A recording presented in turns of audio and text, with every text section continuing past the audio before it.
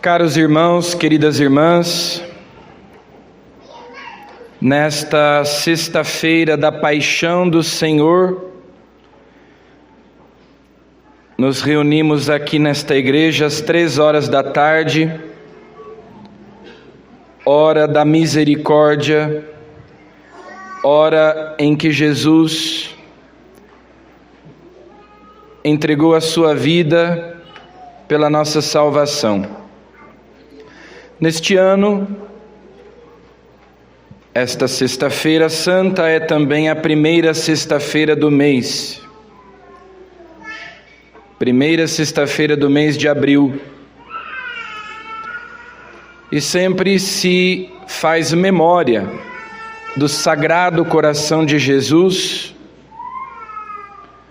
aquele coração humano e ao mesmo tempo divino, que foi perfurado, que foi rasgado,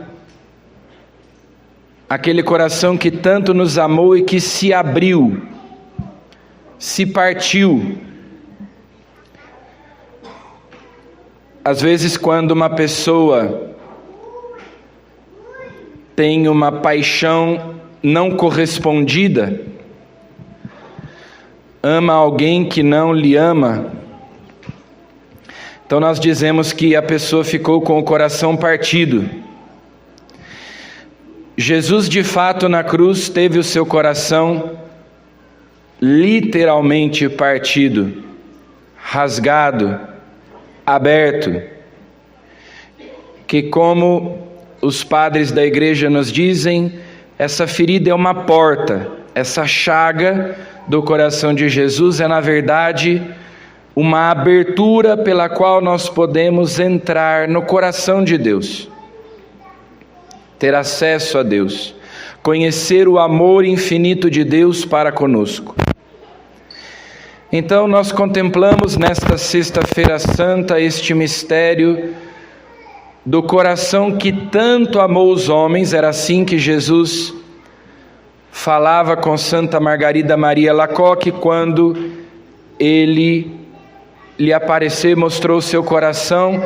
Dizia: este é o coração que tanto amou os homens, mas que da parte deles só recebe ingratidão, porque de fato o amor veio nos visitar e nós o matamos. Nós fomos visitados pelo amor, o amor encarnado, o amor que se fez homem, mas nós o matamos. Ele morreu por causa de nossos crimes, para nos resgatar, para nos salvar. E nós devemos aprender então, ouvindo esse lamento de Jesus, a Santa Margarida Maria Alacoque, a ter um coração agradecido. É um costume, é uma antiga tradição que hoje, durante a adoração da cruz, sejam cantados os impropérios, os lamentos do Senhor. É um texto inspirado em algumas passagens do Antigo Testamento. E lá Jesus diz: o que mais eu podia ter feito? E o Senhor então vai repassando acontecimentos importantes da história da salvação e nos dizendo: meu povo que te fiz eu, diz-me em que te contristei, que mais podia ter feito? E nós só podemos responder: ó Deus Santo, Santo e poderoso, Santo e imortal, tende piedade de nós. Somos ingratos, não correspondemos a esse amor infinito, a esse amor tão grande. Esse é o coração partido, aberto, rasgado, que é uma porta para que nós possamos entrar e ter acesso a Deus, conhecer o amor infinito de Deus para conosco. E, no entanto, nós somos ingratos, nós não correspondemos, nós o ofendemos, o desprezamos, preferimos a nós mesmos, amamos a nós mesmos até o desprezo de Deus. Isso é um pecador, é alguém que se prefere a Deus, que prefere a si mesmo e que por isso o despreza. Então, escutando esse lamento de Jesus, este é o coração que tanto nos amou, e da parte dos homens quase sempre recebe ingratidão. Que nesta sexta-feira da paixão o Senhor nos ajude a sermos agradecidos. E como é que nós podemos agradecer a Deus? Não é suficiente dizer apenas um muito obrigado. Afinal de contas, Ele deu tudo de si por nós. Ele se deu por inteiro, Ele não poupou nada, Ele se gastou, se deu. Então não basta que nós digamos muito obrigado, é preciso retribuir esse ato de amor com uma entrega total, a doação da nossa vida inteira a Ele, porque amor com amor se paga. Nós não merecemos aquilo que Ele fez por nós, é por graça que somos salvos, é por misericórdia, por bondade de Deus. Mas nós temos que nos esforçar para corresponder. Existe um filme de Steven Spielberg, de 1998, que muita gente já deve ter assistido, que se chama O Resgate do Soldado Ryan. E há dois atores famosos que são os protagonistas deste filme, Tom Hanks e Matt Damon. Matt Damon é o tal do soldado Ryan, que está na guerra, na Segunda Guerra Mundial, e vem uma ordem para que o capitão, que é interpretado pelo Tom Hanks, vá então com um grupo de 8 pessoas, ele mais 7, encontrá-lo. Inclusive os 20 primeiros minutos desse filme são considerados uma das melhores, se não a melhor cena de combate do cinema. O dia D, soldados chegando lá na Normandia, e imaginem, eles têm a missão então de encontrar esse soldado que era um paraquedista que estava perdido, para levá-lo de volta, porque todos os seus irmãos tinham morrido na guerra e só restava ele. Só restava ele, e para que a sua mãe não perdesse, então todos os filhos, eles deviam encontrá-lo. E todo o filme se desenrola, esse grupo procurando o soldado. E durante essa missão, esse grupo de 8 enfrenta vários desafios, claro, eles estão no meio de uma guerra, e vários deles vão morrendo no meio do caminho. Vários deles vão morrendo, até que eles encontram o soldado que se recusa a ir embora com eles. Diz: não, eu estou aqui lutando na guerra e eu não vou embora com vocês. Depois de tanto sacrifício, depois de até alguns deles terem morrido, mas ele diz: não, eu tenho que continuar lutando, eu não quero ir embora. E mais lá para o final do filme, é um spoiler para quem não assistiu, mas não tem como sem contar o fim do filme. Então, o capitão, interpretado pelo Tom Hanks, está morrendo. Ele é atingido lá num confronto com um tanque de guerra dos nazistas, ele está morrendo, e o soldado se aproxima dele, ele segura o soldado bem perto e diz assim: faça por merecer. Ou seja, nós demos a vida por sua causa, para te salvar, para que você tivesse a oportunidade de viver ainda muitos anos. Ele era um soldado bem jovem, de uns 18 anos. E ele diz: faça por merecer, e morre. E o filme termina então com o soldado Ryan já bem idoso, com a esposa, os filhos no cemitério, diante da lápide do capitão, agradecendo aquele gesto de sacrifício, de dar a vida dele para que ele então pudesse continuar vivo, para que ele pudesse chegar à idade avançada. Então, do mesmo modo, nós fomos resgatados, nós fomos salvos por Cristo que deu a vida por nós, e isso deve estar na nossa mente, no nosso coração. Faça por merecer.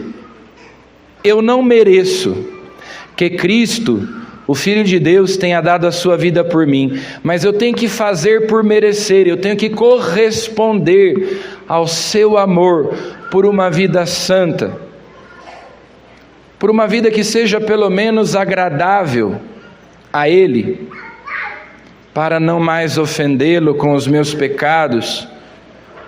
Fazer por merecer. O que Ele fez por mim, eu tenho para com Ele uma dívida que não pode ser paga. Então, para ser agradecido, eu só posso dar a Ele a minha vida, assim como Ele deu a vida por mim. Tudo o que Ele podia ter feito, Ele fez. Não havia mais nada. Nos deu a vida, porque nos criou. Ele nos salvou, derramando o seu sangue na cruz. Então agora é conosco. Aquela frase conhecida de Santo Agostinho: Deus te criou sem ti, mas não pode te salvar sem ti. Eu tenho que agora cooperar. Ele operou a salvação, mas eu preciso cooperar para que a morte de Cristo na cruz não seja inútil para mim, para que a morte de Cristo na cruz não seja estéril, mas produza fruto na minha vida, à medida em que eu acolha as riquezas de sua graça conquistadas na cruz, para me salvar. E assim Jesus vai nos ensinando que as chagas são sinais do seu amor para conosco. Quando Jesus ressuscita e aparece diante dos discípulos com um corpo glorioso, mas ele ainda traz em si as marcas da paixão. Ele diz para Tomé: põe o dedo aqui, toca, põe a mão aqui no meu lado. Porque quando Jesus ressuscitou, ele recebeu um corpo glorioso. É o mesmo corpo, mas é um corpo glorificado. Então ele não precisaria conservar aquelas marcas, aqueles sinais. E no entanto ele quer conservar esses sinais, primeiro para que os discípulos soubessem que era ele mesmo, que ele, ressuscitado entre eles, é o mesmo que morreu na cruz. Depois, porque as suas chagas são testemunhas do seu amor, do seu sacrifício. Põe o dedo. Então, a igreja também nos ensina que as nossas chagas, as nossas dores, os nossos sofrimentos, quando nós ressuscitarmos, serão como que troféus. Quando Jesus ressuscita, aquelas chagas, os seus estigmas já não doem, já não sangram, são chagas gloriosas, são como que troféus. Também as nossas, quando nós vamos aprendendo a completar na nossa carne o mistério da paixão, o mistério da cruz. Como São Paulo dizia: eu completo na minha carne, eu trago no meu corpo as marcas da paixão do Senhor. E tudo isto será para nós como que na ressurreição será uma espécie de ornamento, de troféu, de medalha. Cada uma das nossas chagas, os sofrimentos que nós ao longo da vida tivermos suportado por amor a Jesus. Tudo aquilo que nós recebemos de Deus nesta vida será motivo de maior glória para nós no céu, ou também de maior desgraça e sofrimento no inferno. Por exemplo, quando nós fomos batizados, nós recebemos na nossa alma um caráter espiritual indelével, uma marca que diz que nós somos cristãos. Depois, na nossa crisma, uma outra marca que diz que nós somos soldados de Cristo, que nós somos testemunhas de Cristo. Eu, no dia da minha ordenação, recebi outro caráter, outra marca, que diz que eu sou sacerdote. Essas marcas no céu serão motivo de maior glória, mas no inferno serão motivos de maior desgraça, de maior sofrimento, porque serão sinais de que eu fui agraciado por Deus, beneficiado por Deus, amado por Deus, mas não correspondi. Ou então no céu, se eu correspondi, tanto melhor, maior glória. Sinal de que Deus operou em minha salvação e eu correspondi. Eu fiz por merecer, eu reconheci esse sacrifício para me resgatar, para me salvar. Alguns santos na história da igreja até carregaram de fato no seu corpo os sinais da paixão de Jesus. Alguns acreditam que o primeiro deles tenha sido São Paulo, porque justamente São Paulo diz: eu trago no meu corpo as marcas da paixão de Jesus. Mas nós não sabemos se ele disse isso de modo figurado ou se literalmente.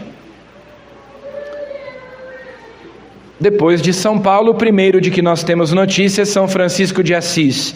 E depois de São Francisco de Assis, tantos outros, como São Pio de Petreutina, como Santa Gema Galgani, Teresa Newman, e até mesmo na nossa diocese nós temos a irmã Amália, que lá em 1928 recebeu os estigmas. Dom Barreto, que era bispo de Campinas, acompanhou de perto esse fenômeno, porque ele tinha fundado uma congregação, as Missionárias de Jesus Crucificado, junto com a irmã Maria Vilac, e a irmã Amália, que fazia parte das pioneiras dessa congregação. Então, em 1928, tem os estigmas aparecendo no seu corpo, nas mãos, nos pés, no peito, na cabeça, na coxa, nos ombros. Assim como São Pio. São Pio, quando lhe apareceram, ele, assim como a irmã Amália, já tinha as chagas interiores, ele sentia as dores, mas elas ainda não se manifestavam externamente. E ele então caiu doente, com febre. Colocavam um termômetro nele e o termômetro explodia. Então pegaram aqueles termômetros de banheira e chegaram a medir 48 graus de febre, que é uma coisa extraordinária, improvável, inexplicável. Uma pessoa com 48 graus de febre devia estar morta. E depois desse fenômeno, então, começam a aparecer os estigmas que o acompanham durante 40 anos. Mesma coisa aconteceu com a irmã Amália, também se registra aqui. Ela começou a ter febres de 44 graus, os termômetros explodiam e depois então começam a aparecer os estigmas que a acompanham por muitos anos. Teresa Neumann, que era uma outra estigmatizada da época, que morava na Alemanha, recebeu a visita de um padre brasileiro que não se apresentou como padre, foi a paisana, sem a batina, sem a veste clerical. E quando ele entrou no quarto, ela, que inclusive se alimentava apenas da Eucaristia, durante muito tempo, Teresa Neumann se alimentou apenas da Eucaristia, como outros santos também. Santa Catarina de Sena viveu anos sem comer e beber nada, apenas comungando. Então, quando esse padre brasileiro entrou no quarto, Teresa Neumann, ele num grupo com protestantes, ela olhou para ele e reconheceu que ele era um sacerdote e disse para ele: no mundo hoje, isso foi lá na década de 20, existem 3 estigmatizados: eu, um padre na Itália, que era São Pio, e uma irmã, uma freira lá no Brasil, na América, ela disse, que era justamente a irmã Amália.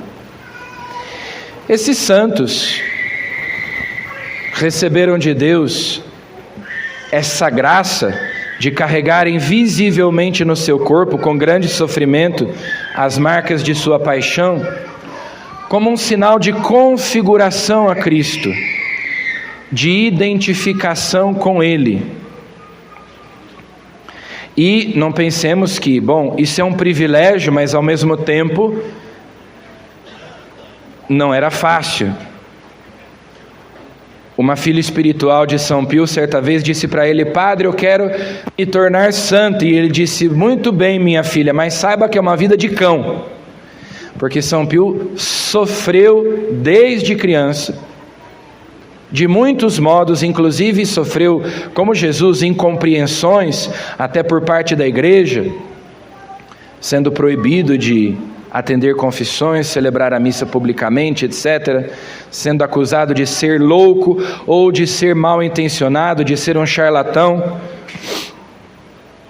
Um parapsicólogo certa vez disse para ele que aquilo era um fenômeno que se explicava porque ele pensava muito, meditava muito no mistério da paixão, e ele, italiano e colérico que era, respondeu para esse médico, para esse parapsicólogo: então experimente pensar que você é um boi para ver se te nascem chifres. Mas nós não temos os estigmas visivelmente no nosso corpo, mas todos nós, pelo batismo, fomos incorporados a Cristo. Então nós temos que trazer, se não no nosso corpo, na nossa alma, as marcas da paixão de Cristo, completar na nossa carne o que falta. E o que é que falta? Porque o sacrifício de Cristo foi suficiente. Alguém poderia dizer: mas não falta nada. Ele fez tudo o que era preciso, o que era necessário. A paixão de Cristo é suficiente para nos salvar. O que falta é que eu me una a Cristo, é que eu coopere, é que eu abrace a minha cruz de cada dia por amor a Cristo, é que eu aprenda a transformar a dor em amor, o sofrimento em amor, como Cristo fez, para que então a morte de Cristo na minha vida não seja inútil, não seja estéril, mas produza efeito, e eu seja salvo, eu seja santificado. Nesta sexta-feira da paixão, na qual nós celebramos a paixão, o amor de Cristo para conosco, peçamos a Ele a graça de corresponder, de fazer por merecer.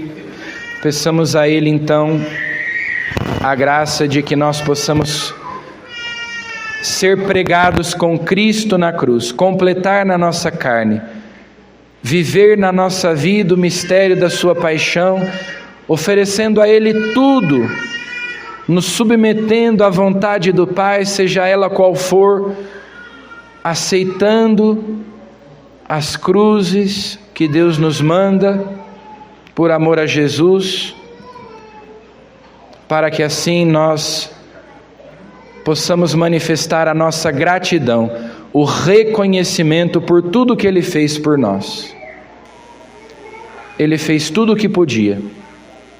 Nós também devemos fazer tudo para sermos agradecidos e manifestarmos o nosso amor para com Ele. Amém.